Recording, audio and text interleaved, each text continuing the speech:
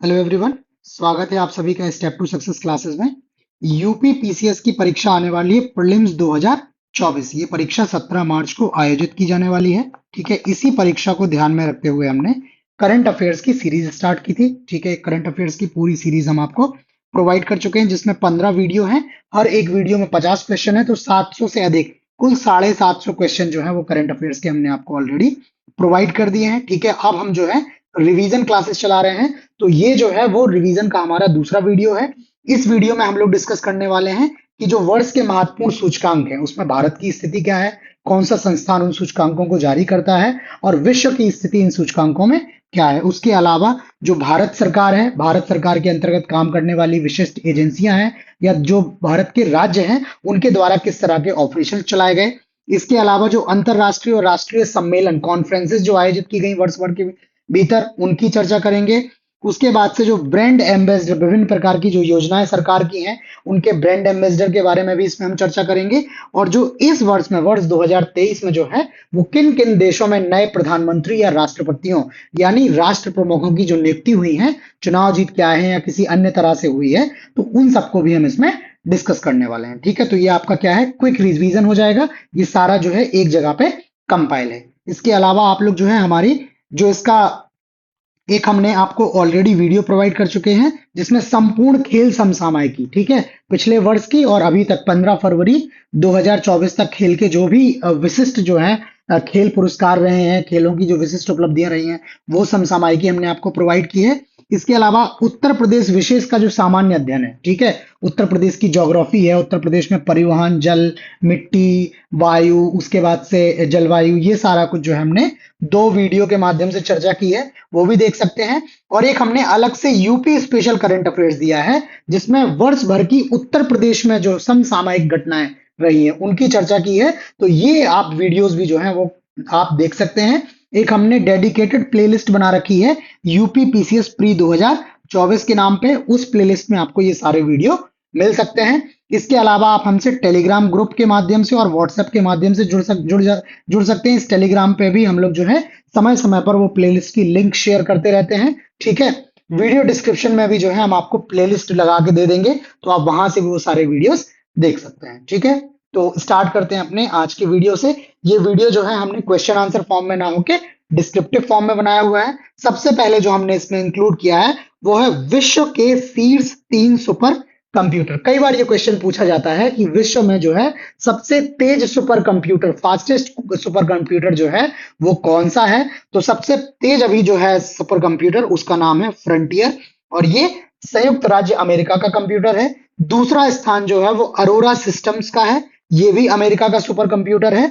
और तीसरे स्थान पर जो है ईगल नाम का सुपर कंप्यूटर है, और ये भी क्या है, अमेरिका का सुपर कंप्यूटर है। तो जो विश्व के 3 जो सबसे तेज सुपर कंप्यूटर हैं वो क्या है, अमेरिका के ही सुपर कंप्यूटर्स हैं। एक एडिशनल जानकारी ये है कि कई बार पूछा जाता है कि सुपर कंप्यूटर की गति हम लोग जो है वो किस में मापते हैं, तो हम उनकी गति जो है वो पेंटाफ्लॉप्स में जो है वो मेजर करते हैं। ठीक, अब हमने यहाँ पे लिखा हुआ है भारत का जो शीर्ष सुपर कंप्यूटर है, तो भारत का जो शीर्ष सुपर कंप्यूटर है इसका नाम है एरावत, और ये सीडेक द्वारा जो है, सीडेक जो पुणे में है, ठीक है, ठीक है, इसके द्वारा जो है वो विकसित किया गया है। और अगर दुनिया में, विश्व में बात करें तो विश्व में जो है इसका 90वां स्थान आता है। ठीक है, तो हमने यहाँ पे आपको शीर्ष 3 और भारत के शीर्ष सुपर कंप्यूटर की चर्चा कर ली है। अगला जो है हमने यहाँ पर वर्ष 2023-24 में बने नए ब्रांड एम्बेसडर्स की बात की है। पहला है बेटी बचाओ बेटी पढ़ाओ अभियान की ब्रांड एम्बेसडर, ये पिंकी कुमारी जी हैं। एसबीआई के ब्रांड एम्बेसडर जो है वो महेंद्र सिंह धोनी जी, जो भारतीय क्रिकेटर हैं, पूर्व कप्तान रहे हैं भारतीय टीम के, क्रिकेट टीम के। इसके बाद आईसीसी विश्व कप के ग्लोबल एम्बेसडर ये सचिन तेंदुलकर जी रहे हैं। ये अभी वर्ष 2023 में जो वनडे इंटरनेशनल जो वर्ल्ड कप हुआ है, ठीक है, उसमें जो सचिन तेंदुलकर जी जो है वो ग्लोबल एम्बेसडर रहे हैं। इसके बाद त्रिपुरा का जो पर्यटन है उसके ब्रांड एम्बेसडर जो है वो सौरभ गांगुली जी को बनाया गया है। यूनिसेफ इंडिया जो है इसके जो राजदूत एम्बेसडर हैं ये आयुष्मान खुराना जी। और टीबी उन्मूलन कार्यक्रम निक्षय मित्रा जो है इसकी जो ब्रांड एम्बेसडर है ये दीपा मलिक जी को बनाया हुआ है। ठीक है, अब अगला जो हमने यहाँ पे किया हुआ है वर्ष 2023-24 के बीच जो विभिन्न ऑपरेशन चलाए हुए हैं। तो पहले हमने यहाँ पे 4 ऑपरेशन लिए हैं जो भारत सरकार द्वारा चलाए गए। पहला ऑपरेशन है ऑपरेशन अजय। तो ये जो ऑपरेशन अजय चलाया गया भारत सरकार द्वारा, इजराइल हमास संघर्ष क्षेत्र से भारतीय नागरिकों को सुरक्षित भारत लाने के लिए, जो इजराइल और हमास के बीच में सशस्त्र संघर्ष चल रहा है, ठीक है, युद्ध की स्थिति है वहां पर, मतलब युद्ध ही चल रहा है।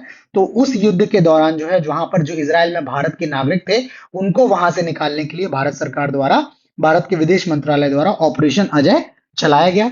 दूसरा ऑपरेशन है ऑपरेशन करुणा। जब म्यांमार में चक्रवात आया था मोचा नाम से, ठीक है, मोका भी बोलते हैं, मोचा भी बोलते हैं, तो उस चक्रवात से जो प्रभावित लोग थे, उन लोगों की मदद के लिए भारत जो है वो एक रिस्पॉन्सिबल पड़ोसी है, हमेशा जो है अपने पड़ोसियों की मदद करता है, आगे रहता है, ठीक है। और ऐसा नहीं है कि भारत का इसको लेकर कोई एजेंडा रहता है, ठीक है। तो इस मदद के लिए, वैसी मदद के लिए भारत ने ये ऑपरेशन करुणा चलाया। उसके बाद आता है ऑपरेशन कावेरी। तो जब सूडान में गृह युद्ध हुआ, तो गृह युद्ध के कारण वहां फंसे भारतीय नागरिकों को निकालने के लिए जो है ऑपरेशन कावेरी चलाया गया। जबकि ऑपरेशन दोस्त जो है, जो तुर्की और सीरिया में भूकंप आया था, उस भूकंप से प्रभावित लोगों की मदद के लिए ये ऑपरेशन चलाया गया, ठीक है। तो ये 4 जो है वो बहुत महत्वपूर्ण ऑपरेशन है जो भारत सरकार द्वारा चलाए गए। आगे जो है वो ऑपरेशन चक्र 2 है। ये CBI, central bureau of investigation, केंद्रीय अन्वेषण ब्यूरो, इसके द्वारा चलाया गया। और ये इसका चलाने का जो लक्ष्य है वो क्या है, साइबर अपराध माफियाओं को खत्म करने के लिए इस ऑपरेशन के तहत विभिन्न स्थानों पर छापेमारी की गई। ये साइबर जो क्राइम है उससे निपटने के लिए अभियान चलाया गया। अगला अभियान है ऑपरेशन गरुण। ये सीबीआई और एनसीबी, ठीक है, सेंट्रल ब्यूरो ऑफ इन्वेस्टिगेशन और नारकोटिक्स कंट्रोल ब्यूरो जो है, इनके द्वारा संयुक्त रूप से चलाया गया।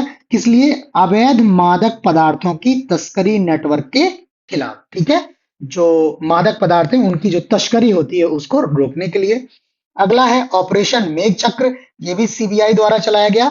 बाल यौन शोषण से जुड़ी सामग्री को ऑनलाइन प्रसारित करने वाले लोगों के खिलाफ कार्रवाई करने के लिए, ठीक है। जो चाइल्ड पोर्नोग्राफी है, वैसी सामग्री जो लाइव टेलीकास्ट होती है उसके, वैसे जो लोग लाइव, सॉरी बोल रहा हूं मैं, जो टेलीकास्ट होती है, जो स्प्रेड करते हैं लोग, वैसे लोगों के खिलाफ कार्रवाई करने के लिए ये ऑपरेशन मेघ चक्र चलाया गया, ठीक। फिर भारत सरकार के 2 ऑपरेशन है यहाँ पर। ऑपरेशन सर्वशक्ति, ये पाकिस्तान की ओर से आतंकी गतिविधियों को नाकाम करने के लिए ये ऑपरेशन चलाया गया, ठीक है। ये जो है वो कश्मीर में चलाया गया, ठीक है। और अगला है ऑपरेशन सद्भावना। ये है जम्मू कश्मीर में ग्रामीण क्षेत्रों और लाइन ऑफ कंट्रोल जो है उसके पास के क्षेत्रों में लोगों की मदद करने के लिए ये ऑपरेशन सद्भावना चलाया गया, ठीक। अब इसके बाद आता है केरल जो राज्य सरकार है उसके द्वारा एक ऑपरेशन चलाया गया, ऑपरेशन अमृत। ये क्या है, एंटीबायोटिक दवाओं के अधिक उपयोग पर अंकुश लगाने के लिए। एक्चुअल में जो है वो समस्या बढ़ रही है कि जो व्यक्ति है उनका शरीर क्या कर रहा है, एंटीबायोटिक्स के खिलाफ जो है वो प्रतिरोधक क्षमता हासिल कर ले रहा है, और ऐसी स्थिति में क्या है, एंटीबायोटिक दवाएं बेअसर हो जाती हैं। और ये होने का मुख्य कारण जो है वो अधिक मात्रा में जो एंटीबायोटिक दवाएं हैं उनका सेवन है। तो उसको जो है रोकने के लिए, उसके उपयोग पर रोकना तो नहीं कहेंगे इसको, अंकुश लगाने के लिए, ताकि जो है जहां पर आवश्यकता हो वहीं पर इनका उपयोग हो। ऐसे ना हो कि जो है वो इनका बहुत ज्यादा उपयोग हो, उसके अंकुश लगाने के लिए। दूसरा है उत्तर प्रदेश सरकार ने एक ऑपरेशन चलाया है, ऑपरेशन कन्विक्शन। ये यौन उत्पीड़न, धर्म परिवर्तन, गौहत्या आदि को कम करने के लिए, ठीक है। इनमें बोला हुआ है कि इस कन्विक्शन के तहत इन मामलों को क्या किया जाएगा, फास्ट ट्रैक किया जाएगा, और इनमें जो है वो कन्विक्शन को जो है वो जल्दी एक टाइम बाउंड मैनर में जो है वो कंप्लीट किया जाएगा, ताकि जो है पीड़ितों को जल्दी से जल्दी न्याय मिल सके, ठीक। इसके बाद केंद्र सरकार का एक और ऑपरेशन है, ऑपरेशन गंगा। तो जब रूस और यूक्रेन के बीच युद्ध हुआ, तो उस युद्ध के कारण भारत सरकार ने यूक्रेन से भारतीय नागरिकों को निकालने के लिए ऑपरेशन गंगा चलाया हुआ है, ठीक है। तो इस तरह के जो है वो ऑपरेशन भारत सरकार ने, उसके बाद से जो सीबीआई एनसीबी है और राज्य सरकारों द्वारा ये ऑपरेशन चलाए गए। ये यूपी की परीक्षा है, यूपी पीसीएस प्री के लिए हम लोग बात कर रहे हैं। तो ये उत्तर प्रदेश का ऑपरेशन कन्विक्शन जो है वो बहुत ज्यादा महत्वपूर्ण हो जाता है, ठीक। आगे अब जो महत्वपूर्ण सूचकांक रह गए हैं वो हमने लिखा है, इसको टेबलर फॉर्म में लिया है। पहले तो सूचकांक या रिपोर्ट, उसको किसने जारी किया है, और इसके साथ ही इसमें लिखा हुआ है कि इसमें कितने देश जो है, कितने संस्थान शामिल हैं। उसके बाद इसमें शीर्ष स्थान पाने वाले जो देश है उनका नाम, और भारत का जो स्थान है वो, और अगर पिछले वर्ष भारत का इसमें कोई स्थान था वो भी हमने इसमें लिखा हुआ है। तो जैसे सबसे पहले है ग्लोबल फायर पावर इंडेक्स 2024। तो ये जो है ग्लोबल फायर पावर करके एक संस्थान है, उसके द्वारा जारी किया गया है, और इसने क्या है 145 देशों पर अध्ययन किया है, जिसमें यूएसए जो है इसने शीर्ष स्थान, रूस ने दूसरा स्थान और चीन ने तीसरा स्थान किया है प्राप्त, जबकि भारत ने जो है वो चौथा स्थान प्राप्त किया है। ये ग्लोबल फायर पावर इंडेक्स जो है वो जो देशों की सेनाएं हैं उनकी सेनाओं की शक्ति के बारे में ये इंडेक्स आया था। उसके बाद वर्ल्ड यूनिवर्सिटी रैंकिंग एशिया जो है 2023, ये कॉकरेली साइमंड्स द्वारा क्यूएस द्वारा जारी की गई, और इसमें एशिया के करीब 856 विश्वविद्यालयों की रैंकिंग दी गई, जिसमें पेकिंग विश्वविद्यालय है ये पहले स्थान पर, हांगकांग विश्वविद्यालय दूसरे स्थान पर, और नेशनल यूनिवर्सिटी ऑफ सिंगापुर तीसरे स्थान पर। जबकि भारत की बात करें तो भारत का जो आईआईटी बॉम्बे है वो इस रैंकिंग में जो है वो भारत की ओर से शीर्ष स्थान प्राप्त किया है, जबकि ओवरऑल जो स्थान है 40वां। वैसे ही आईआईटी दिल्ली भारत में दूसरे स्थान पर, जबकि ओवरऑल रैंकिंग जो है विश्व में 46वें स्थान पर, और आईआईटी मद्रास जो है वो भारत में तीसरे स्थान पर, जबकि विश्व में 53वें। तो अगर विश्व के शीर्ष 50 संस्थानों की बात करें वर्ल्ड यूनिवर्सिटी रैंकिंग एशिया 2023 में, तो उसमें भारत के 2 संस्थान है, आईआईटी बॉम्बे और आईआईटी दिल्ली। इसके बाद से अगला है वैश्विक भुखमरी सूचकांक ग्लोबल हंगर इंडेक्स जो है, ठीक है, ये है कंसर्न वर्ल्ड वाइड और German organization Welt hunger health, इनके द्वारा जो है ये सूचकांक जारी किया जाता है। इसमें 125 देशों पर अध्ययन किया गया है, और इसमें जो शीर्ष स्थान प्राप्त किया है वो बेलारूस ने किया है, दूसरे स्थान पर बोस्निया, तीसरे स्थान पर चिली है, जबकि भारत का जो स्थान है वो 111वां स्थान रहा है। जबकि वर्ष 2022 में भारत का स्थान जो था वो 107वां था, तो भारत का स्थान जो है वो 4 अंक गिर गया है, 107 से 111वें स्थान पर आ गया है। इसी तरह से हमने ये सूचकांक लगाए हुए हैं, जैसे वैश्विक नवाचार innovation index, world university ranking 2024, वो जो बात की थी हमने एशिया की बात की थी, ये वर्ल्ड है। इसमें ऑक्सफोर्ड जो है यूनिवर्सिटी है यूके की, उसने प्रथम स्थान, जबकि भारत से प्रथम स्थान आईआईएससी बेंगलोर ने प्राप्त किया है। उसके बाद ग्लोबल पीस इंडेक्स, इसमें आइसलैंड सबसे पहले स्थान पर आया है, भारत 126वें स्थान पर है, जबकि 2022 में ये 135वें स्थान पर आया, तो भारत की रैंकिंग यहाँ रैंकिंग में जो है वो सुधार हुआ है। इसके बाद है ग्लोबल जेंडर गैप लैंगिक अंतराल रिपोर्ट है, ठीक है, ये इसमें आइसलैंड जो है वो पहले स्थान प्राप्त किया, जबकि भारत ने 127वां स्थान प्राप्त किया है। 2022 में भारत की जो स्थान था वो 135वां था, तो यहाँ पर भी भारत ने जो है वो सकारात्मक कार्य करते हुए अपनी रैंकिंग में सुधार किया है।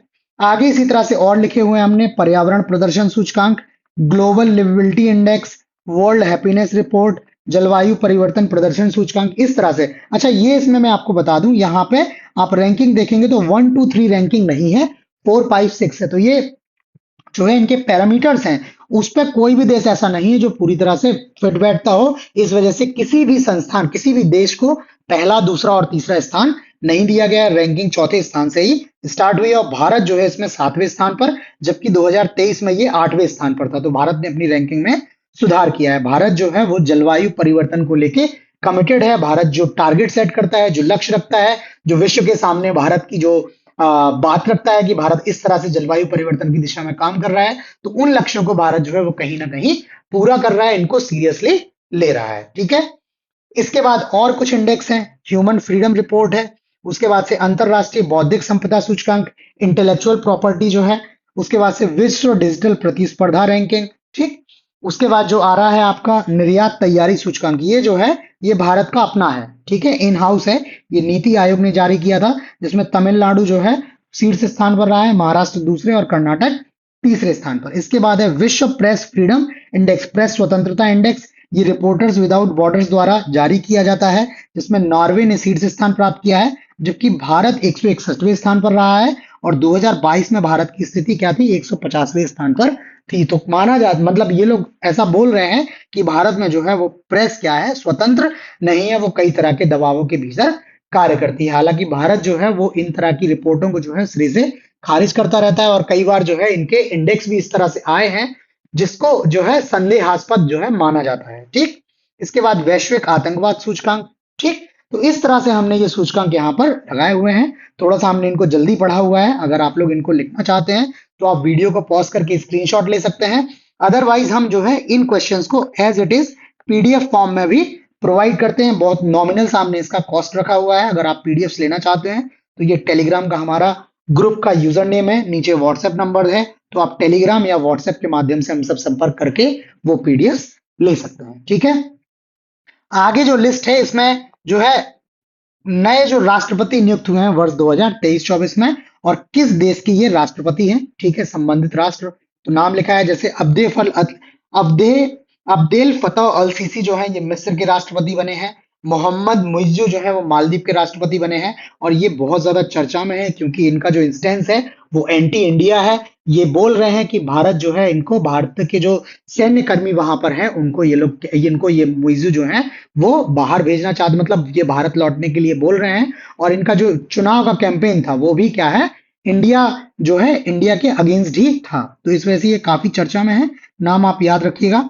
उसके बाद है थर्मन शनमुगरत्नम, ये सिंगापुर के बने हुए हैं। इस तरह से जो है हमने यहाँ पे राष्ट्रपति लगाए हैं। ठीक इस तरह से हमने एक टेबल दी हुई है जिसमें राष्ट्रों के जो नवनियुक्त प्रधानमंत्री हैं उनकी हमने बात की है।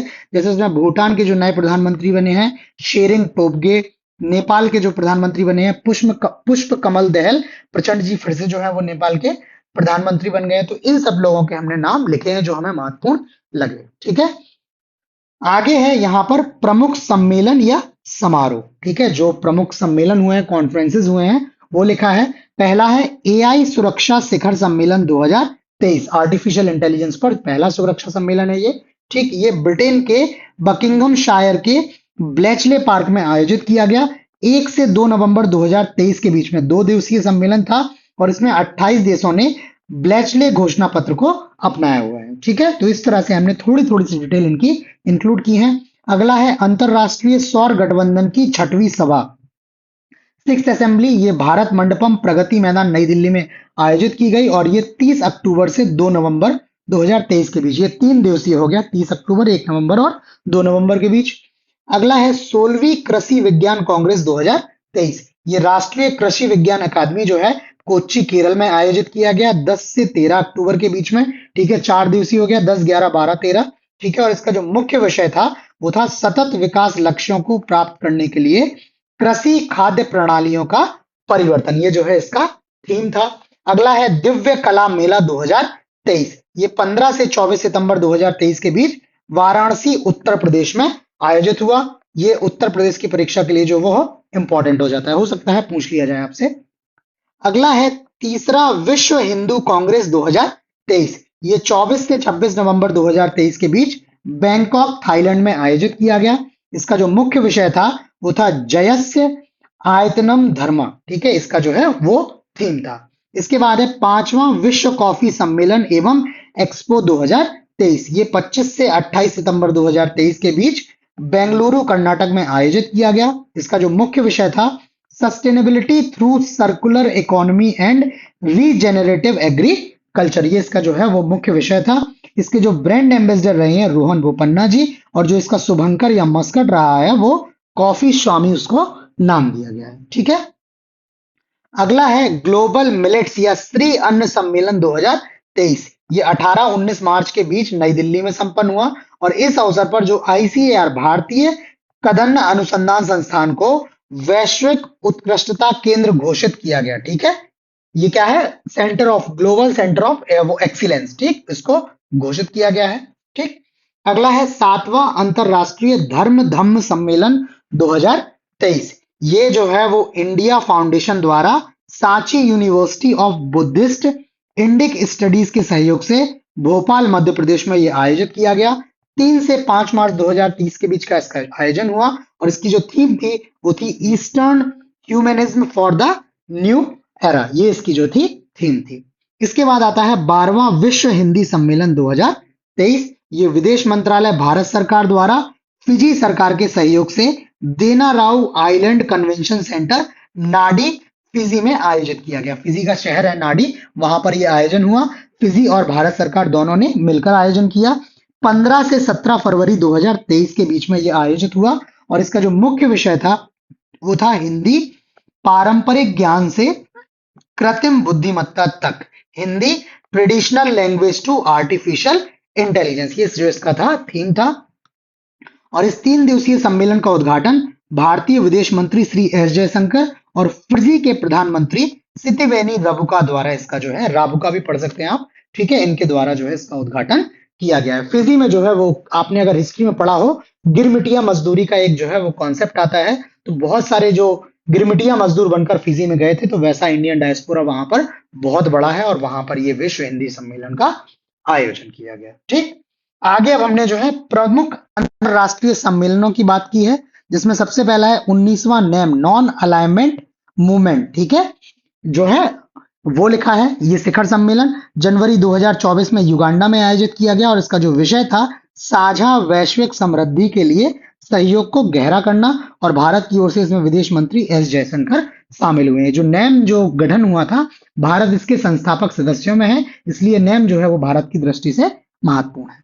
अगला है विश्व आर्थिक मंच वर्ल्ड इकोनॉमिक फोरम की 54वीं बैठक, ये जनवरी 2024 दावोस स्विट्जरलैंड में आयोजित की गई और इसका जो विषय था वो रीबिल्डिंग ट्रस्ट करके इसका जो है विषय थीम रखा गया था।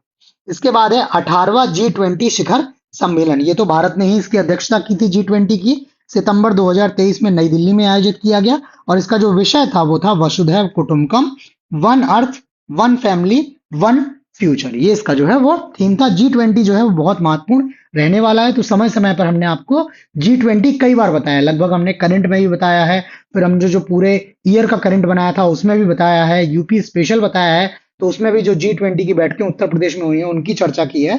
तो इस तरह से जो है हमने G20 आपको बार बार बताया हुआ है। ठीक, इसके बाद है 43वां आसियान शिखर सम्मेलन, ये सितंबर 2023 में जकार्ता इंडोनेशिया में आयोजित किया गया और इसका जो थीम था आसियान मामले विकास का केंद्र, ये इसका जो था थीम था। आगे चलने से पहले मैं आपको बता दूं कि ये जो मैं आपको पढ़ाता जा रहा हूं, जो आपको बताता जा रहा हूं, चीजें आपसे शेयर करता जा रहा हूं, ये आपको किस तरह से जो है समझ में आ रही है, आपको ठीक लग रहा है, ये डेटा कैसा लग रहा है, ठीक है। इसके लिए रिगार्डिंग आप अपना हमें फीडबैक जरूर दें। आप वीडियो को लाइक करके और वीडियो पे कमेंट करके अपना जो है वैल्यूएबल फीडबैक हमें दे सकते हैं। आपके फीडबैक के अकॉर्डिंग जो है हम चीजों को और जो है सुधारने की कोशिश करेंगे, ताकि आपको और ज्यादा उपयोगी हम कंटेंट प्रोवाइड कर सकें। बाकी आपको वीडियो अच्छा लगे तो आप अपने फ्रेंड्स के साथ भी इसको जरूर शेयर करें, ठीक है, ताकि वो लोग भी इसका लाभ ले सकें। आगे है 15वां ब्रिक्स शिखर सम्मेलन, ठीक है, ये अगस्त 2023 जोहान्सबर्ग दक्षिण अफ्रीका में आयोजित किया गया और इसका नीचे हमने विषय लिखा है। अगला है 23वां SCO संघाई कॉपरेशन ऑर्गेनाइजेशन, ये जो सम्मेलन हुआ है 2023 में, जुलाई 2023 नई दिल्ली में आयोजित किया गया और ये पहली बार भारत की अध्यक्षता में वर्चुअली आयोजित हुआ है। इसमें फिजिकल पार्टिसिपेशन नहीं हुआ है, ये वर्चुअल आयोजन हुआ है, ठीक है। और इसमें ईरान ने 9वें सदस्य देश के रूप में सदस्यता प्राप्त की। अभी तक SCO के जो है वो 8 सदस्य देश थे, ईरान जो है अब 9वां सदस्य SCO का बन गया है और इसका जो थीम रहा है सम्मेलन का टुवर्ड्स आ सिक्योर SCO, ठीक है। ये सिक्योर का फुल फॉर्म भी मैंने आपको बताया हुआ है और ये भारत के प्रधानमंत्री श्री नरेंद्र मोदी जी द्वारा ही वर्ड कॉइन किया गया था, सिक्योर, ठीक। अगला है 11वें अंतरराष्ट्रीय श्रम सम्मेलन, ठीक है, ये जून 2023 में जिनेवा स्विट्जरलैंड में आयोजित की गए, ठीक है। और इसमें केंद्रीय श्रम एवं रोजगार तथा पर्यावरण वन जलवायु परिवर्तन मंत्री भूपेंद्र यादव जी जो है इस सम्मेलन में इन्होंने संबोधित किया, भारत का प्रतिनिधित्व किया, ठीक है। इसके बाद है 6ठा हिंद महासागर सम्मेलन, ये मई 2023 में ढाका बांग्लादेश में आयोजित किया गया और इसका जो थीम था, मुख्य विषय था शांति समृद्धि और एक लचीले भविष्य के लिए साझेदारी, ठीक है।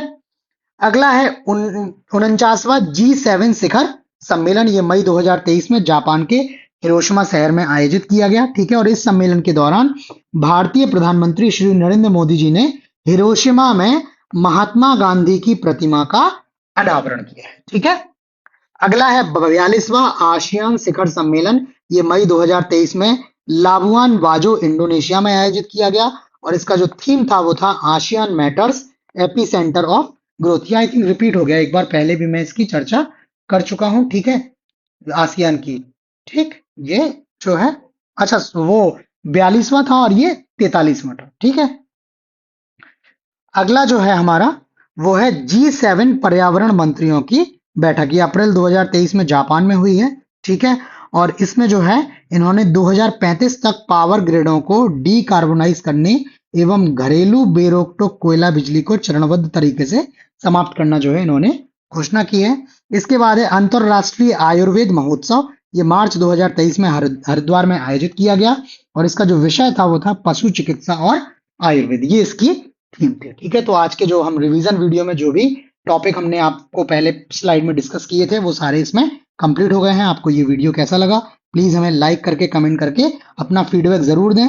चैनल को अगर आपने सब्सक्राइब नहीं किया है तो सब्सक्राइब करके नोटिफिकेशंस ऑन कर लें, ताकि अभी यूपी पीसीएस प्री परीक्षा के लिए जो भी नया कंटेंट आए वो आपको जो है वो तुरंत से मिल जाए। इसके अलावा हम करंट अफेयर्स की सीरीज हमारी लगातार चलती रहती है, डेली करंट अफेयर्स की, वो वीडियोस भी बहुत सारे जो हैं वो चैनल पर अवेलेबल हैं। इसके अलावा हमने जीएस से रिलेटेड भी बहुत सारा कंटेंट अपने चैनल पर दिया हुआ है, तो वो आप चैनल को स्क्रॉल करके देख सकते हैं। ठीक है, तो आज इतना ही, बाकी नए कंटेंट के साथ आपसे जल्द मिलते हैं, तब तक के लिए धन्यवाद।